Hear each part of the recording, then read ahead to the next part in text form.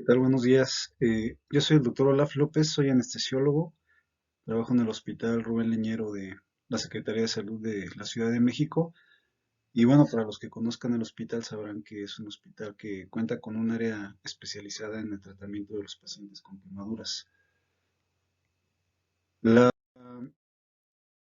las jornadas tratan acerca de la vía aérea, entonces se me asignó el tema de vía aérea en el paciente quemado. Voy a tratar de ser breve con las generalidades, pero sí es importante recalcar que tengo que hablar de las quemaduras para dar un contexto general y posteriormente poder ver un poquito las cosas más finas respecto a la vía aérea. Y bueno, para empezar, ¿qué es una quemadura? Una quemadura es definida por la OMS como una lesión a la piel u otro tejido orgánico causada principalmente por calor, radioactividad, electricidad, fricción o contacto con productos químicos. Es decir, no solo la piel se quema, recordemos que también el tejido celular subcutáneo, el músculo, incluso hasta el hueso pueden sufrir quemaduras. A nivel mundial, las quemaduras producen alrededor de 180.000 muertes por año y la mayoría de estas quemaduras son en países que son pobres o se encuentran en vías de desarrollo. El gran problema de los pacientes que no fallecen es que pueden generar una incapacidad grave debido a la desfiguración o si tienen quemaduras de áreas especiales, y esto afecta seriamente su calidad de vida. Las quemaduras se producen mayormente en el ámbito doméstico y en el ámbito laboral. Si revisamos la página oficial del Senado de la República, nos comentan que en 2011 las quemaduras ocuparon en México el lugar 17 en frecuencia de nuevos casos de enfermedad. Casi fueron 130.000 pacientes y de los cuales el 18% de los lesionados fallecieron en la sala de urgencias. Aquí es importante señalarles que los gastos prehospitalarios de un paciente quemado van desde 30.000 pesos hasta 5 millones de pesos dependiendo de la gravedad de la quemadura. Esto evidentemente incluye los gastos de traslado, los gastos de hospitalización, aquellos pacientes que requieren terapia intensiva, apósitos biológicos o varias intervenciones quirúrgicas. Y bueno, aquí con respecto a lo que vimos en la diapositiva anterior, que en 2011 las quemaduras ocuparon el lugar 17 en frecuencia de nuevos casos de enfermedad, es normal que nos preguntemos cuántos centros especializados tenemos en nuestro país. Oficialmente tenemos 12 centros, sin embargo es importante que nosotros estemos familiarizados con estos temas, ya que en cualquier hospital se atienden quemados por la urgencia, la cercanía al donde ocurren los siniestros. Ahorita les comenté que las quemaduras son siniestros, no son accidentes, son siniestros. La diferencia entre uno y otro es que el accidente no es 100% prevenible y los siniestros en general se puede decir que son prevenibles. Entonces, el 90% de los casos de las quemaduras son prevenibles y son por exposiciones repetitivas a actividades de riesgo. Esto puede ser por el ambiente laboral, por pobreza.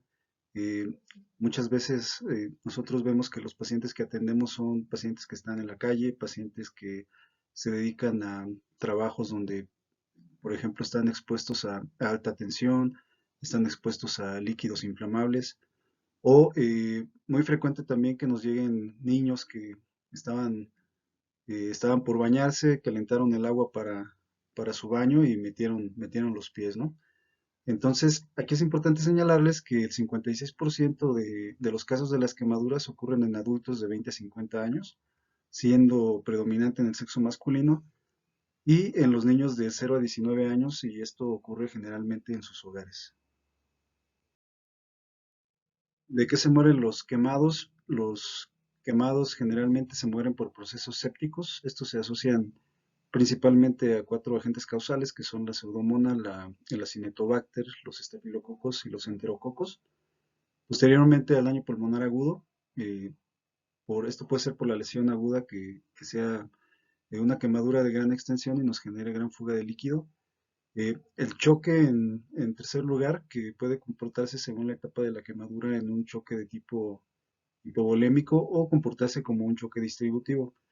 Es importante señalar que el marcador de mortalidad principal es la superficie corporal quemada mayor al 60%. Si nosotros asociamos este porcentaje de superficie corporal quemada con una quemadura de alto grado según su profundidad, prácticamente la mortalidad es del 100%. Posteriormente se agrega si tenemos pacientes ancianos, que sean cardiópatas, neumópatas, diabéticos, que tengan obesidad o desnutrición, pues la mortalidad va a subir todavía más. La sepsis se presenta generalmente en los periodos ya tardíos. El daño pulmonar agudo y el choque puede presentarse tanto en los periodos tempranos como en los periodos tardíos. Y bueno, ¿cómo vamos a clasificar las quemaduras? Las vamos a clasificar por profundidad o por extensión. Cuando es por profundidad hay de primero, segundo y tercer grado. Aquí hay que recordar que en el segundo y tercer grado hay superficial y profundas. Y acá en la parte de donde dice por extensión, vamos a tener que se clasifican de acuerdo a la regla de los 9 de Wallace o a la regla del 1%. Aquí es importante mencionarles que anteriormente, alrededor de los años 2000, todavía se estaba utilizando una escala que nos incluía un cuarto grado de quemadura, que era cuando la quemadura llegaba al hueso. Entonces, clasificamos las quemaduras por gravedad. Tenemos quemaduras menores, que son menores al 15% de superficie corporal, niños menores de 10 años con menos del 10%, o quemaduras de tercer grado, pero que son menores al 2% de superficie corporal. Generalmente estos pacientes cursan hacia la buena evolución. Tenemos también a paciente que vamos a clasificar como gran quemado, son aquellos que tienen mayor al 25% de superficie corporal total quemada. Los niños menores de 10 años con que tengan el 20% es suficiente. Lesiones mayores al 10%, pero que las quemaduras sean de tercer grado, las lesiones por inhalación, las lesiones por corriente de alto voltaje y lesiones que involucran áreas especiales. En el caso de las lesiones por inhalación, la situación es que pueden producir datos de intoxicación, ya sea por monóxido de carbono o si hay combustión de polímeros, también intoxicaciones agudas por cianuro. Eh, las quemaduras que involucran cara, ojos, pies y peritoneo generan grandes secuelas y generan deformidad, lo cual también hace que sean de mayor gravedad. Y todas estas en conjunto son capaces de generar una reacción sistémica bastante importante, edema generalizado, y por lo tanto son de alta morbi-mortalidad. Entonces, las quemaduras de primer grado son las quemaduras comunes que nosotros le llamamos quemaduras de sol. Van a la playa y bueno, tienen un aspecto enrojecido, hay eritemas, son muy dolorosas, no son exudativas y es muy importante aquí recalcar que no forman ampollas. ¿Por qué les recalco esto? Porque, bueno, parte de la diferencia con las quemaduras de segundo grado superficial, aparte de que estas afectan la epidermis y la dermis, es de que sí forman flictenas o ampollas. Estas sí son exudativas, pero en ellas se conservan los folículos pilosebáceos. Cuando las quemaduras de segundo grado ya son profundas, llega incluso a las capas más profundas de la dermis, ya no forman ampollas, siguen siendo muy dolorosas y también conservan el folículo pilosebáceo. Incluso adquieren un color rojo cereza, no sé si se alcance a ver, pero bueno, esa es la diferencia entre las de segundo grado superficial y profundo. Eh, Aquí es importante que les mencione que cuando las quemaduras de segundo grado son superficiales, generalmente tienden a la reepitelización, es decir, pues tienden a la resolución de las quemaduras con escasas secuelas, ya que se preservan estructuras como las glándulas sebáceas, también las glándulas sudoríparas y incluso folículos.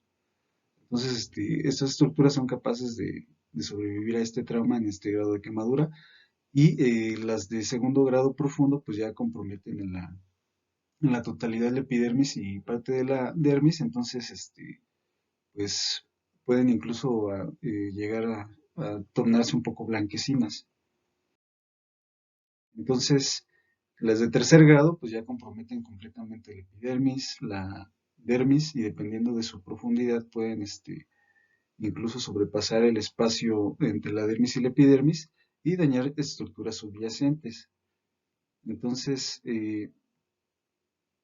aquí es importante señalarles que estas quemaduras pueden incluso ya ser indoloras. ¿Por qué? Porque se destruye la terminación nerviosa y esto va a ser importante en un momento dado para el manejo del dolor. Entonces, son quemaduras que suelen tener un aspecto eh, puede ser blanco nacarado o incluso tornar en un aspecto acartonado. Y aquí lo que les comentaba, que antes de los 2000, la clasificación incluía generalmente un cuarto grado, que ya era cuando se dañaba músculo aponeurosis y incluso llegaban hasta el hueso. Entonces, aquí frecuentemente se requería de un injerto, colgajo o amputación. Les menciono que a partir de las quemaduras de segundo grado profundo ya se requiere de apósitos biológicos o de colocar injertos para su tratamiento. Para poder establecer la extensión de una quemadura, principalmente vamos a contar con la regla de Wallace o regla de los 9, que es la más utilizada en los diferentes centros, donde se nos otorga un porcentaje por cada área del cuerpo. Esta regla puede ser utilizada para adultos o para niños. La diferencia entre uno y el otro es que a los niños se les otorga un puntaje diferente, ya que su cabeza con respecto a sus extremidades inferiores tiene un mayor tamaño. Aquí, por ejemplo, vemos que este es un adulto y tenemos la parte anterior y la parte posterior del cuerpo. Entonces, aquí sumaríamos 4.5 y 4.5 nos da 9, 9 y 9, 18, 4.5, 4.5, entonces aquí serían otros 18. Aquí sumaríamos otros 18 puntos, 1% del área genital y otros 18 puntos en las piernas, lo cual pues, nos da un total de 100 puntos. En los niños es exactamente el mismo procedimiento y vamos a ver que también tenemos para los casos de los niños cuando por más es un poco más rápido, pudiéramos tomar su palma de la mano donde llegan sus dedos hasta su palma, ponerlo sobre su superficie corporal que tienen quemada y cada palma sería un 1%. Existe un índice de gravedad que es el índice de Garcés. Esto es muy importante señalárselos porque nos va a indicar la mortalidad que tiene un paciente. Esto va a ser una sumatoria de las superficies corporales quemadas por una multiplicación de acuerdo a su gravedad. Por ejemplo, vamos a poner una quemadura que tenga aproximadamente el 9% de superficie corporal quemada de segundo grado profunda. Si lo multiplicamos por 2, eso serían 18 puntos. Y que además cursa con una quemadura de tercer grado del 36%. Eso nos daría 108 puntos. Si nosotros hacemos la sumatoria, esto nos daría un total de 126 puntos y caeríamos aquí. En esta puntuación vemos que este paciente tendría una mortalidad mayor al 50%. Esto se los menciono porque es importante conocer qué paciente está más grave, porque frecuentemente pasan situaciones como lo que pasó con los guachicoleros, lo que ha pasado en los mercados de pirotecnia que han tenido incendios. Entonces, en un momento dado, nosotros, si tenemos un arribo masivo de víctimas, tendríamos la necesidad de decidir a quién se le da la prioridad de la atención. Este índice también se conoce como índice de Vaux. Y comentarles que las quemaduras tienen ciertas fases. Fases me refiero en cuanto a la extensión. Eh, aquí en la zona negra es una zona de prácticamente de coagulación y necrosis. La zona amarilla es una zona de estasis y la zona roja es una zona de eritema. Es decir, supongamos que aquí tuvimos una quemadura por algún líquido caliente, en este caso pudo haber sido agua. La zona más afectada pues es la zona central. Pero ¿qué pasa con esta zona amarilla si no se le da un adecuado manejo a nuestros pacientes? Pues esta zona amarilla puede tomar dos caminos, ¿no? Recuperarse hacia la zona eritematosa o también perderse y evolucionar a una zona con coagulación y necrosis. Esto también depende mucho del tipo de líquido con el cual suceda la quemadura. No es lo mismo quemarse con un aceite que tiene un calor específico mayor al agua, que nos va a dar una gravedad de la quemadura mayor. En cuanto a la fisiopatología, se va a dividir en tres principales fases, algo similar a lo que sucede en los estados de choque. La primera fase es una fase hipodinámica o fase F, la segunda va a ser una fase hiperdinámica y la tercera parte pues va a ser una parte ya de recuperación, en la cual tenemos que inicialmente cuando nos quemamos o una persona sufre alguna quemadura, la principal respuesta del cuerpo es una vasodilatación con la intención de disipar el calor. Posteriormente, aparte de esa vasodilatación, hay una pérdida masiva de líquido. Esto nos va a dar como consecuencia, puede haber una acidosis metabólica, debido a la pérdida del líquido, evidentemente taquicardia, disminución del gasto cardíaco, el volumen sistólico también cae, puede estar normal o disminuida en esta fase la tensión arterial, la saturación venosa de oxígeno también está disminuida, pero aumentan las resistencias vasculares sistémicas. Es decir, este se va a comportar como si fuera un choque hipovolémico, un choque hemorrágico.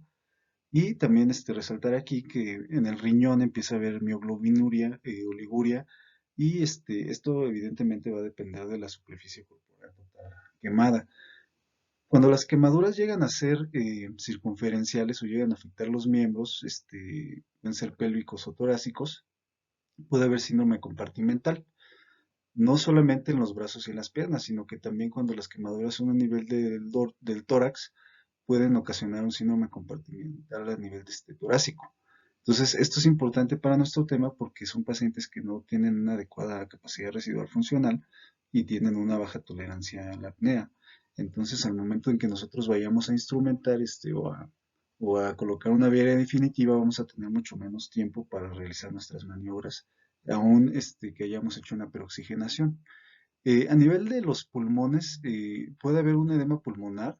eh, las quemaduras, especialmente cuando son por inhalación, van a predisponer a nuestros pacientes a que nos lleguen a hacer un broncoespasmo o incluso laringoespasmo, debido a que llegan a tener broncorrea.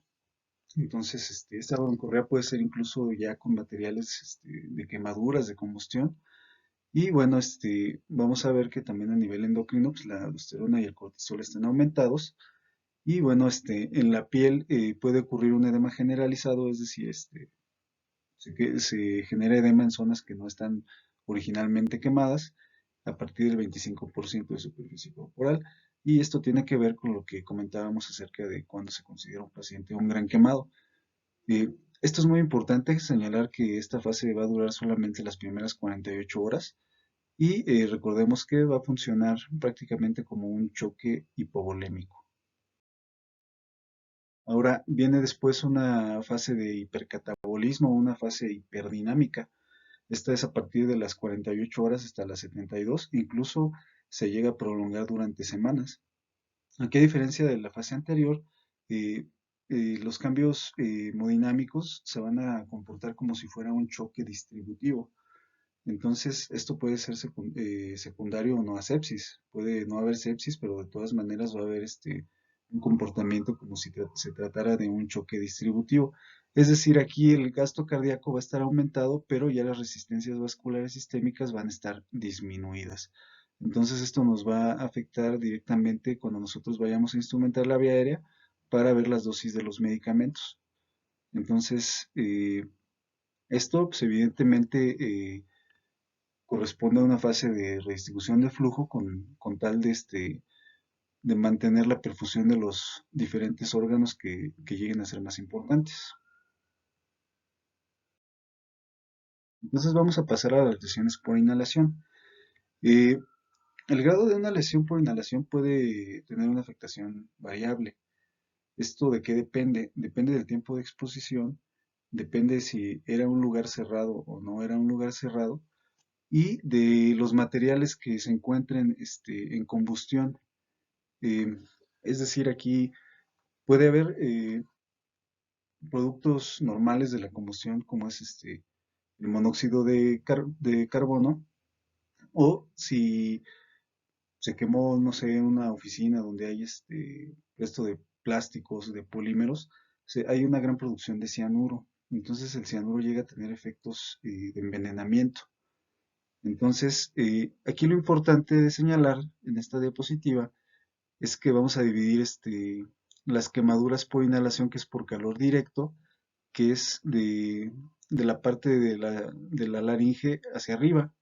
Entonces aquí pues es por aire caliente y generalmente estos pacientes los efectos que llegan a tener es espasmo a nivel bronquial o laringio. Posteriormente las quemaduras que llegan a penetrar a la tráquea generalmente son por la inhalación de los humos o de partículas calientes que se llegaron a aspirar. Entonces, los efectos que va a tener aquí, pues van a ser que tiene restos mucosos, pueden generar infección, taponamiento bronquial, atelectasias o broncoespasmo. Y ya cuando las vías aéreas inferiores son las que están implicadas, esto significa que fueron ya gases irritantes, como los que les comenté, que puede ser el monóxido de carbono, incluso el cianuro, y esto predisponer a edema pulmonar, neumonías, este, o incluso a ya afectación a nivel alveolar. Entonces, la lesión de la vía aérea superior, que quedamos es por arriba de la glotis, puede generar laringoespasmo, edema y obstrucción completa de la vía aérea. Entonces, aquí vamos a ver que más que otra cosa, ya a partir de la vía aérea inferior es donde se tornan más graves, porque ya tienen un edema, tienen ulceraciones, y esto ya es capaz de alterarnos la ventilación perfusión, y pues, evidentemente con los cambios a nivel pulmonar como disminución de la distensibilidad, y es aquí donde encontramos la insuficiencia respiratoria hipóxica hipercárnica, y esto es lo que va a evolucionar a un síndrome de estrés respiratorio agudo que nos va a hacer que tengamos un paciente con urgencia de manejar con ventilación mecánica. Entonces, cuando las partículas inhaladas ya quedamos que son el monóxido de carbono o el cianuro, pues la afectación puede llegar a ser sistémica. Recordemos que el monóxido de carbono pues desplaza competitivamente al oxígeno, entonces esto hace que se fije la hemoglobina, pero también tiene efectos proinflamatorios como su unión a la citocromo oxidasa, lesión tisular o la producción de neuropéptidos. También el hecho de que esta sea su manera de intoxicación, que sería fijarse a la hemoglobina, también lo hace que sea un poco más sencillo de tratar, ya que el tratamiento pues sería dar oxígeno al 100%. La importancia de las lesiones por inhalación es que además de la exposición al fuego que tuvieron, estas presagian un aumento en la mortalidad. Esto se debe a que la inflamación producida por los irritantes de las vías respiratorias inferiores pueden generar efectos sistémicos que son deleterios, en especial cuando hay intoxicación por los gases que ya comentamos. El diagnóstico principalmente va a ser clínico, y si se cuenta con estudios auxiliares como broncoscopía, radiografía simple o una tomografía de tórax, las podemos utilizar de manera eh, útil. Y el tratamiento va a ser el soporte ventilatorio, como ya comentamos, con un FIO2 al 100%. Si tenemos el acceso a realizar una carboximoglobina, vamos a detectar las concentraciones del cianuro. Con una concentración mayor al 50%, prácticamente la mortalidad es muy alta. Entonces, si detectamos esas concentraciones, hay que dar hidroxicobalamina, la cual fija el cianuro y lo elimina a través de la orina. Y todos hemos escuchado acerca de la vía aérea, que es una urgencia de intubación, que si el paciente no se intuba posteriormente debido al edema no nos va a ser posible y no vamos a poder oxigenarlo.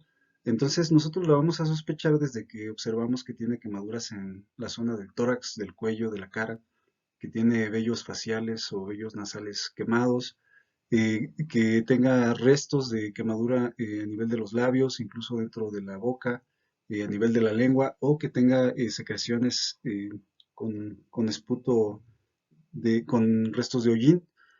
Sin embargo, ¿cuándo realmente vamos a sospechar que tenemos que intubar a ese paciente? Cuando ya hay datos francos de obstrucción, que serían el estridor, la disfonía y el edema. También se pueden presentar otros datos como disfagia, pero estos no son tan de urgencia como sería el estridor, la disfonía y el edema. Este es el caso de un paciente de quemadura de vía aérea inferior que se sospechó a partir de datos que comentamos como eh, que fue el esputo carbonoso, que fue el estridor laríngeo. Y bueno, observamos aquí que se le hizo un seguimiento ya una vez intubado a través de la fibrobroncoscopía. Este es el día cero. Inmediatamente después de la intubación se hizo un estudio con fibrobroncoscopio y se observó que conservaba su configuración normal. Sin embargo hay restos de acarbonados, muy ligero edema. Posteriormente se le realizó el mismo estudio al paciente. Ya esto en un día 4 observamos que aumenta el edema, hay zonas muy eritematosas e incluso empieza a haber tejido cicatrizal de reacción inflamatoria. Posteriormente al día 10 el paciente seguía intubado, y aquí ya se ve una zona de desprendimiento de la mucosa importante, mayor tejido cicatrizal, y como vemos prácticamente se perdió la luz endoluminal a nivel de los bronquios. Para poder estadificar este tipo de lesiones, existe una escala de clasificación abreviada de puntuación en la lesión por inhalación por broncoscopía. En este caso, desde el grado 2 en adelante ya son lesiones significativas, es decir, desde el grado moderado hasta el masivo, que son los que vimos en la diapositiva anterior, que ya hay destrucción, ya hay alteración anatómica, necrosis, desprendimiento de la mucosa y una clara obstrucción endoluminal. Entonces, si nosotros correlacionamos aquí la gravedad, a partir del grado 2 ya estamos hablando de que va a aumentar la mortalidad de nuestros pacientes.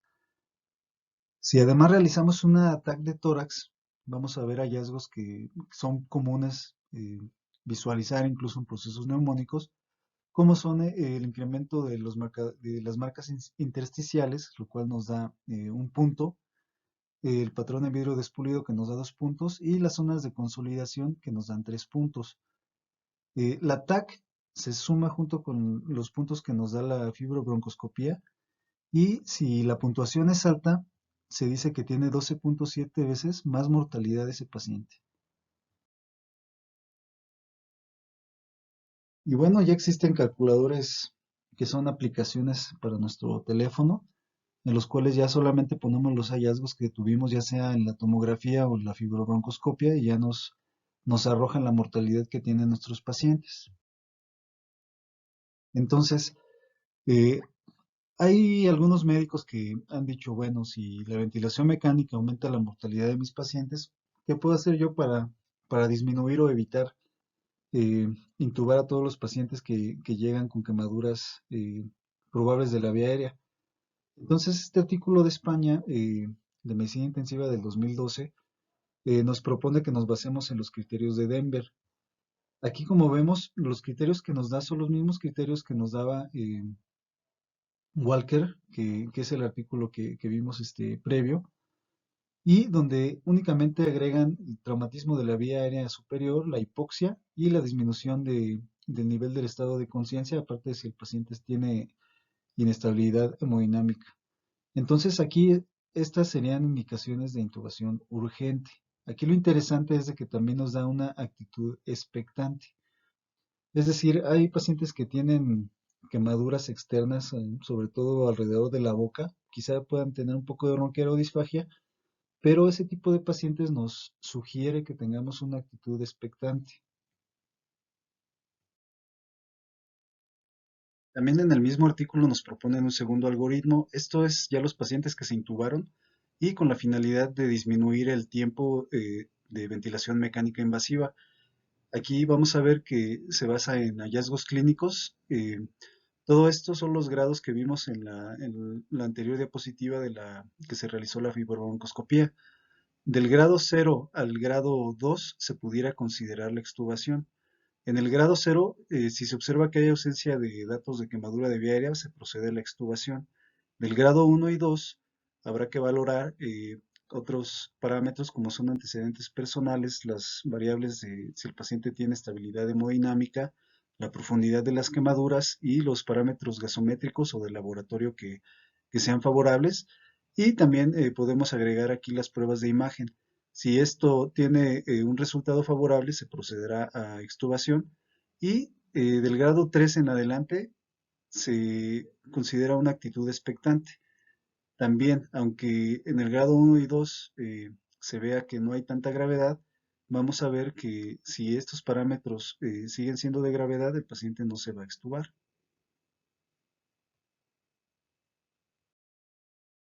Entonces tenemos que, además de los factores que ya comentamos para intubar a un paciente con quemadura de la vía aérea, en el área de urgencia siempre se van a poder presentar otro tipo de situaciones como la parada cardiorrespiratoria, la apnea, la obstrucción de la vía aérea. Si la escala de Glasgow es de 8 o menos puntos, si queremos proteger de la broncoaspiración, si no podemos mantener una oxigenación adecuada con la mascarilla facial, o si hay signos de insuficiencia respiratoria grave en presencia de bradipnea menor a 10 respiraciones por minuto o taquipnea mayor a 30 respiraciones por minuto. Estas que están aquí en la tabla son las indicaciones clásicas para realizar una intubación endotraqueal. Entonces, tenemos que el paciente quemado eh, por definición va a ser una vía aérea difícil. Y bueno, vamos a recordar el concepto de la ASA que dice que es cuando hay existencia de factores clínicos para la ventilación con mascarilla facial, intubación endotraqueal o la existencia de ambas. Esto siempre y cuando lo realice una persona experimentada. La ventilación difícil se define como la incapacidad para mantener la saturación de oxígeno por arriba del 90% con una fracción inspirada de oxígeno al 100%.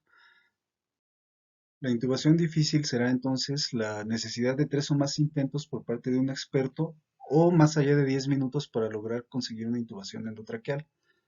Los pacientes quemados, sobre todo de la vía aérea, no son pacientes que debamos utilizar como curva de aprendizaje para los residentes de menor jerarquía o incluso los internos. Siempre se debe de requerir que el procedimiento lo realice el experto. Hay que recordar que la curva de aprendizaje para poder realizar la intubación de una manera satisfactoria son 65 laringoscopias exitosas. Si ya decidimos intubar a nuestro paciente, lo que debemos de tener según la ASA son hojas de laringoscopio de distintos tamaños, con diferentes tubos, cánulas de Guedel, pinzas de McGill, guías maleables, aquí se incluye el buggy, mascarillas laríngeas, fibros, equipo de intubación retrógrada, videolaringoscopio y siempre tener en cuenta que se puede tomar un plan quirúrgico para poder resolver la vía aérea.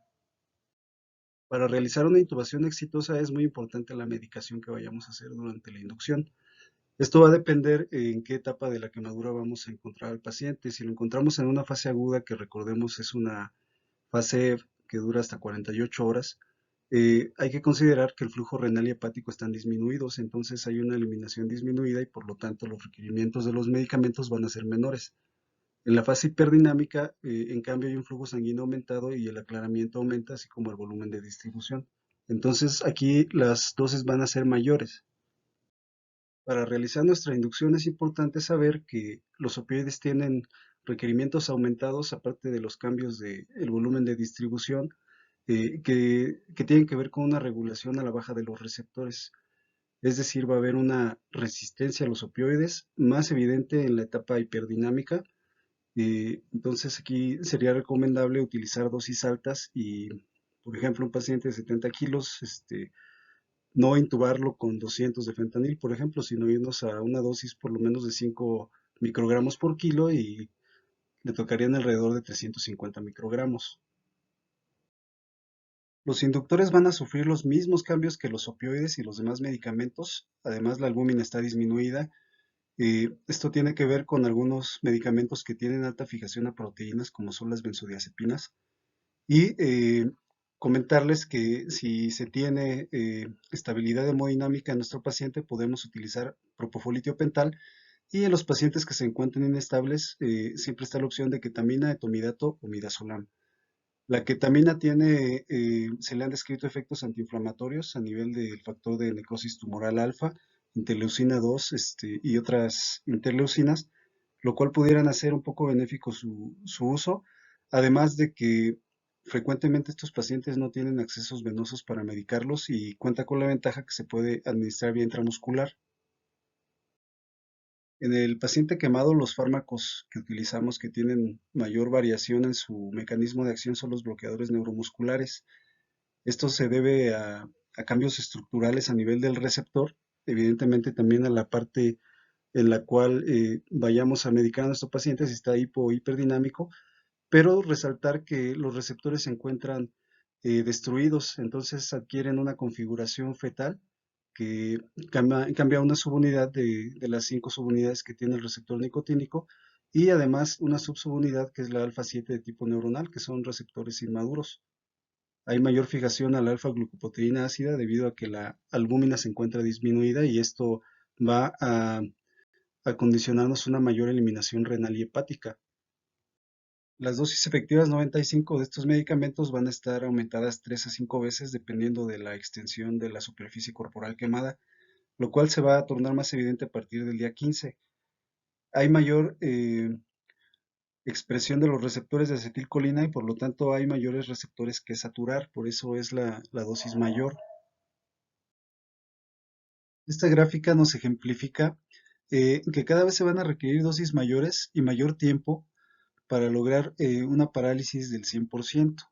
Esta instalación es rápida, realmente alcanza un máximo a las 2 semanas y puede llegar a durar meses, incluso hasta 3 años, que se han descrito para volver a recuperar una estimulación normal del atracuro y el becuronio. Entonces, recordemos que este es nuestro receptor nicotínico, el cual tiene 5 subunidades. Aquí recordar la subunidad alfa 7, que es la que interviene para que el receptor maduro inervado también se convierta en receptor inmaduro y desnervado, además de que se sustituye esta porción que se llama epsilon por esta porción que se llama gamma.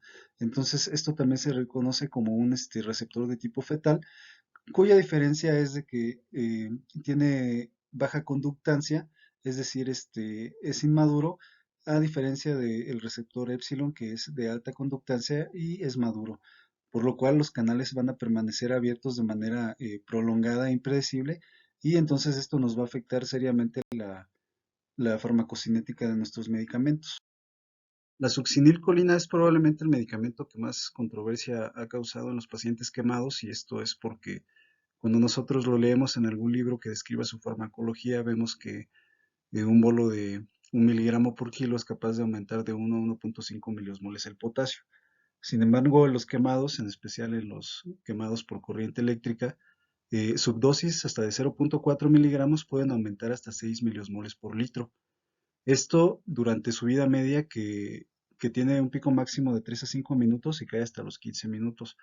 Esto es importante porque además de datos de hipercalemia, se pueden presentar arritmias como una taquicardia ventricular sin pulso, que puede llevar a nuestro paciente a un paro cardíaco. Ahora, los cambios estructurales a nivel de la placa neuromuscular hay que recordar que se describen de las 48 horas hasta los 2 años.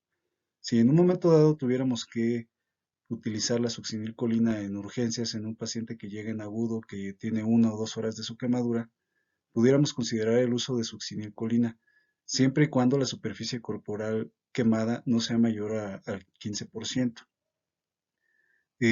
Posteriormente tendríamos que esperar 2 años para, que es lo que se ha descrito, que dura la configuración anómala de la placa neuromuscular, en específico de los receptores de nicotínicos. En cuanto a los halogenados, probablemente los halogenados solo se utilicen como inductores hipnóticos en pacientes pediátricos, especialmente el sevoflurano. Hay que tener mucho cuidado, sobre todo con los que son pungentes, que sería el que tiene mayor pungencia, pues conocemos que es el desflurano. Entonces, ¿qué vamos a valorar en un paciente quemado para intubarlo? Realmente las valoraciones no van a cambiar, siguen siendo las mismas, que serían la escala de Malampati, la escala del test de la mordida, de la distancia tiromentoniana, la distancia esternomentoniana y posteriormente a la laringoscopía, pues la clasificación de Cormack-Lihan y otras que se han ido agregando, como son la circunferencia del cuello, que en mujeres mayor a 38 centímetros y en hombres mayor a 40 centímetros se ha relacionado con un Cormack-Lihan 3. Entonces, también tenemos la escala de Bellhaus-Doré. Si bien ya les comenté que las valoraciones de la vía aérea van a ser las mismas, lo que va a variar va a ser cómo las vamos a poder encontrar. Por ejemplo, el Malampati, en casos de quemadura como esta, este es un paciente que sufrió quemadura por fuego directo. Él se dedica a la mecánica, tuvo una explosión de una bomba de gasolina, entonces tuvo quemaduras en la región facial. Como podemos ver, la retracción es importante a nivel de toda la cara e incluso el cuello. Entonces en él se valora igual, pero el Malampati o todas las valoraciones van a tener dificultades. Él no podía sacar la lengua, por ejemplo, entonces el Malampati da un puntaje alto. La apertura oral estaba disminuida, no le era posible realizar protrusión mandibular. El patil se conservaba, pero la distancia esternomentoniana ya estaba disminuida. Y como vemos, esto era lo más que podía extender, entonces el Bellhaus-Doré también está disminuido. Con fines didácticos lo intubamos con un videolaringoscopio y aquí observamos todo el complejo glótico. Realmente no tenía mayor inconveniente con con el videolaringoscopio, que evidentemente nos da mayor grado de visión, pero aquí lo clasificaríamos con otra escala que no sería Cormac-Lihans, sino que valora el porcentaje de visualización de la vía aérea y se llama POGO. Entonces, ¿cómo voy a interpretar yo las diferentes puntuaciones? Si este paciente me está dando puntuaciones altas en Mallampati, en protrusión mandibular, en apertura oral, en distancia esternomentoniana y Bell-House-Dore, lo podemos clasificar con el índice predictivo de intubación difícil, el cual al sumar esas escalas, una puntuación de 7 puntos nos da una probable intubación difícil y una puntuación de más de 12 puntos, prácticamente una intubación muy difícil. En el caso que les presento, tenía una puntuación de 9 puntos. Y bueno, hay otras escalas que también podemos utilizar como predictores de vía aérea difícil que podemos ver. Hay una mnemotecnia que se utiliza habitualmente en urgencias, que además de ser útil en pacientes selectivos, también es útil en pacientes con trauma. Entonces, aquí tres o más ítems positivos nos dan una vía aérea difícil. Entonces, para que yo tenga un procedimiento exitoso, hay factores que determinan el éxito del procedimiento. El primero es la valoración adecuada. Vamos a utilizar las escalas que ya vimos, que han visto a lo largo del curso. El segundo punto es tener habilidades adecuadas. El paciente quemado no es un paciente que se pueda utilizar como curva de aprendizaje. Es decir, si yo veo que llega un gran quemado, no voy a mandar a los residentes de primer año, sino que debe de ir el personal que tenga mayor experiencia debido a la dificultad y a que no tenemos muchos intentos realmente para conseguir una viaria definitiva. Y tres, el material adecuado. ¿Que cuál es? El material adecuado que describe la ASA, pues son lo que vimos a la diapositiva de arriba del material que se sugiere. Entonces, ¿cuál es el protocolo de intubación? Vamos a ver que generalmente son 5 pasos. El primero es preoxigenar al paciente y posicionar. Aquí vamos a hacer referencia a que muchas veces tienen quemaduras en tórax, el dolor hace que estén polimneicos, tienen respiraciones superficiales, entonces no tienen una adecuada tolerancia a la apnea, y esto es porque reducen su capacidad residual funcional. Entonces hay que asegurarnos que se dispone del equipo básico para la intubación y que esté accesible. Siempre checar que tengamos una fuente de oxígeno y que tengamos equipo de aspiración disponible. También revisar que nuestro equipo tenga baterías. ¿Cuántas veces no se ha visto que se va a realizar la intubación y el laringoscopio no tiene luz? El tercer punto, que sería la medicación y dar una adecuada latencia a los medicamentos, que fue lo que vimos en las diapositivas pasadas, qué medicamentos vamos a poder utilizar. La 4 es la laringoscopía, puede ser con la hoja curva recta, e incluso utilizar alguna hoja para ver difícil como la hoja McCoy, las hojas polio. Eh, Aquí lo importante es que tengamos el adecuado entrenamiento con las diferentes hojas y bueno, que la técnica pues siempre se toma el laringoscopio con la mano izquierda y pues vamos a tratar de visualizar el complejo glótico. Una vez que se visualiza el complejo glótico, pues obviamente avanzar el tubo endotraqueal, ya sea apoyados de una guía o que no requiramos tener el apoyo de una guía. Entonces, hay que recordar que el único dato de certeza de que yo logré intubar a mi paciente es que yo vea cómo el tubo pasa las cuerdas vocales. No hay otra estructura en la laringe que tenga esas estructuras. Entonces, una vez que yo veo que pasa las cuerdas, estoy 100% seguro que mi paciente está intubado. Posteriormente ya conectamos al circuito o al ventilador. En, en nuestros pacientes se vería más o menos así. Y si hay quemadura severa de vía aérea, pues ya vemos los contenidos carbonáceos e incluso el aspecto amarillento aquí del epiglotis y las cuerdas vocales. Ahora esta es una paciente que tuvimos apenas en estos días. Ella es mesera, estuvo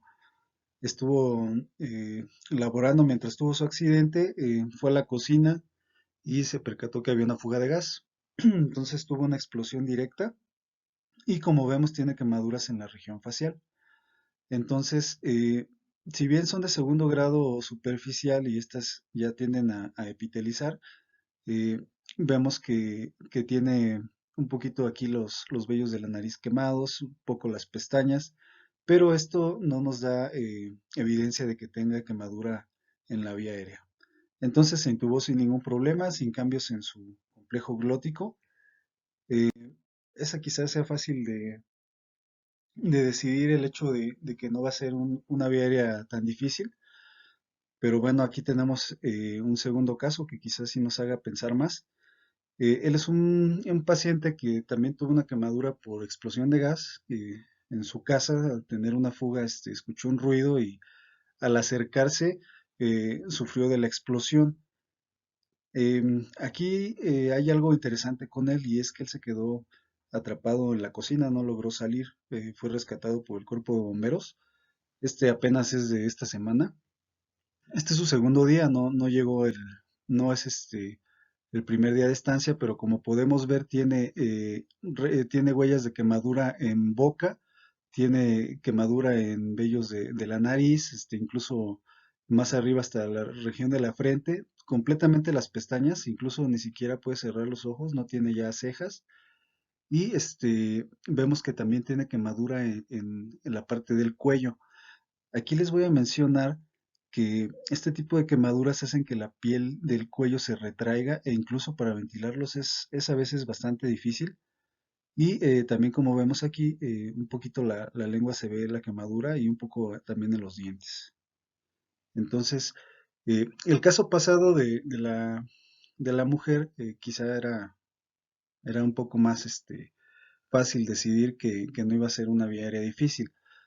Ahora, cuando tenemos este tipo de casos que están en el límite, hay que valorar si realmente tenemos una probable intubación difícil o si desde el ingreso requiere una ventilación mecánica invasiva. En el caso de este paciente, con relación a la diapositiva del paciente anterior, realizamos una videolaringoscopía con fines didácticos de poder presentárselos. Observamos el complejo glótico en un porcentaje de 100%. Vemos un poco de eritema, no vemos edema, no vemos más datos de quemadura de la vía aérea, lo cual, aunado a que clínicamente no cursaba con estridor ni esputo acarbonado, dan una baja probabilidad de que tenga quemadura de la vía aérea inferior, por lo cual inferimos que es un paciente que es extubable. Ahora, hay diferentes momentos en los cuales van a requerir nuestros pacientes atención. Puede ser durante la urgencia, durante la atención de sus procedimientos quirúrgicos o una vez que se da de alta que regresa para sus procedimientos de rehabilitación.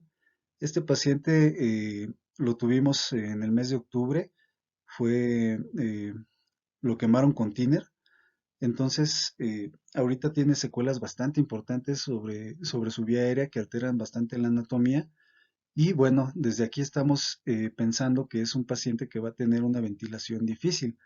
Recordemos el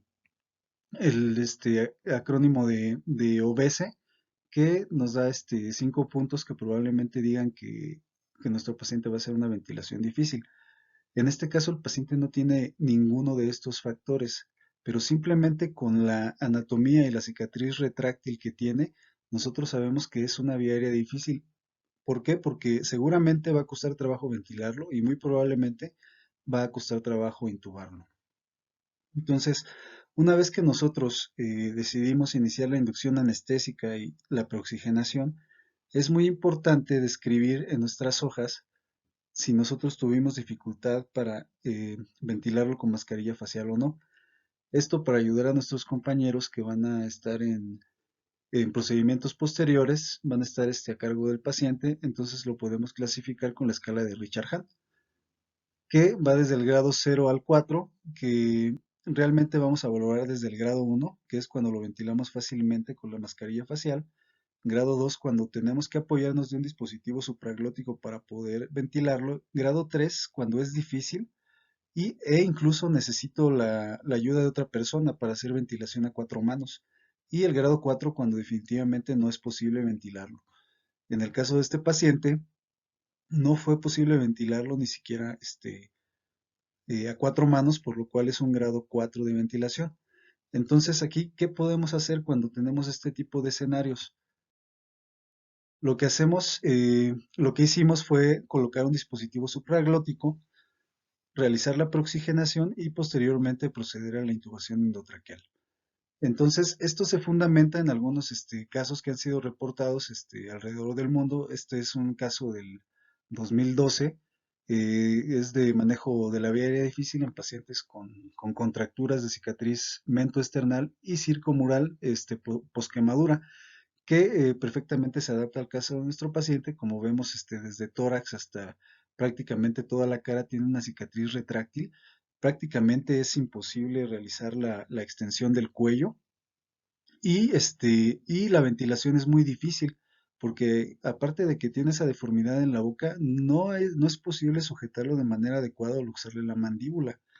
Entonces, lo interesante de este artículo es de que nos propone que probablemente sea buena idea iniciar con un plan alternativo a la ventilación con mascarilla facial. Entonces, en este caso, si nos vamos a los algoritmos de vía aérea difícil, nosotros empezamos con un plan B según el algoritmo de la DAS. Entonces, aquí realizamos la preoxigenación con el dispositivo supraglótico y posteriormente la intubación endotraqueal.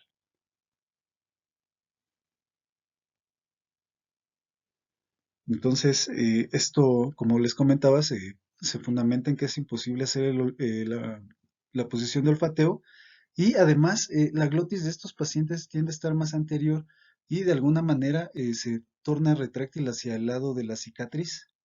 Entonces, muchas veces pensaríamos, bueno, no lo logro ventilar con una inducción superficial, pero si utilizo un bloqueador neuromuscular, pues va a mejorar. En estos casos no mejora. Entonces, una vez que se utilizó la mascarilla laringia, se procedió a intubar, también se utilizó un videolaringoscopio y nosotros vemos que realmente no hubo mayor problema, un poco aquí de trauma porque era difícil meter la hoja, pero se intubó sin ningún problema. Entonces, en casos similares que tengan este tipo de cicatrices, hay reportes de casos, por ejemplo, este de 2002, que menciona la vía aérea con máscara laringea de intubación invertida para una técnica para casos de deformidad del cuello en flexión. Es decir, además de lo que tenía ese paciente que yo les mostré que fue nuestro, aquí ellos describen una paciente que, aparte de que está retraída, su cabeza está completamente inclinada.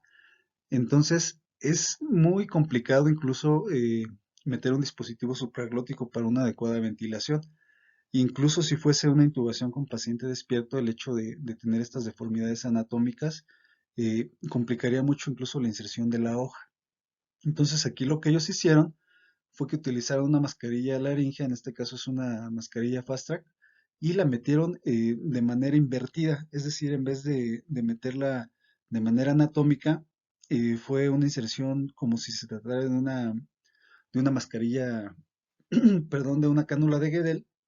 Una vez que ingresa la mitad de la mascarilla, la rotan y la logran insertar, que este sería el procedimiento, se mete al revés, entra a la mitad y la rotan. Entonces, en este caso, lo que hicieron fue proceder a la intubación a través de la mascarilla Fast Track.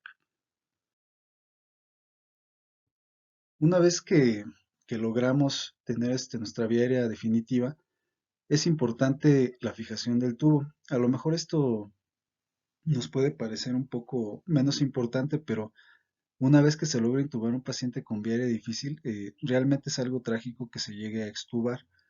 La manera adecuada que se propone es fijarlo directamente hacia los dientes. Si si la configuración anatómica de los dientes lo permite, ya sea con sutura de alambre, como la que utilizan los ortopedistas en algunos procedimientos, o utilizar sedas gruesas.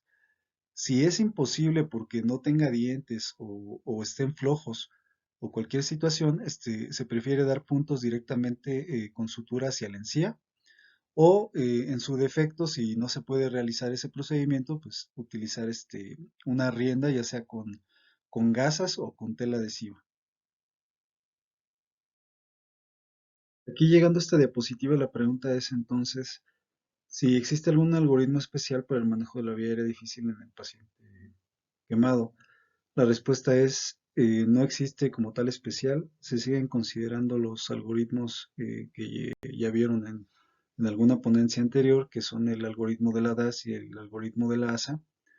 Y aquí, como les comenté, simplemente nosotros cuando realizamos la intervención en el paciente con la retracción de la vía aérea, iniciamos con un plan B, mantuvimos la oxigenación con un dispositivo supraglótico y pues, procedimos a la intubación este, endotraqueal. Entonces, aquí lo que debemos hacer es más que nada individualizar, ver cuál es el procedimiento que se le va a realizar, la urgencia con la cual se le tiene que realizar y en caso de ser un paciente que sea electivo, pues revisar los antecedentes para ver qué dificultad tuvieron para ventilarlo, si hubo dificultad para intubarlo. Y bueno, aplican tanto el algoritmo de la DAS como el algoritmo de la ASA, que, bueno, les repito, no son objetivo revisar en esta clase, pero son los que vamos a utilizar. Entonces la DAS pues, nos da planes de la A a la D y la ASA nos habla de 4 algoritmos. De mi parte ha sido todo, espero haberles podido ayudar un poquito con los aspectos teóricos acerca del manejo de la vía aérea en el paciente quemado. Desgraciadamente nos quedamos cortos con este tipo de temas, ya que estas situaciones se aprenden con un desarrollo teórico práctico de lo aprendido en las clases. Pero de igual manera espero que les haya servido y ojalá que la próxima vez que se enfrenten a un paciente de estas características, al menos algo de lo que hayan escuchado o hayamos visto en este tiempo les sea de utilidad. Agradezco de manera infinita su atención y hasta luego.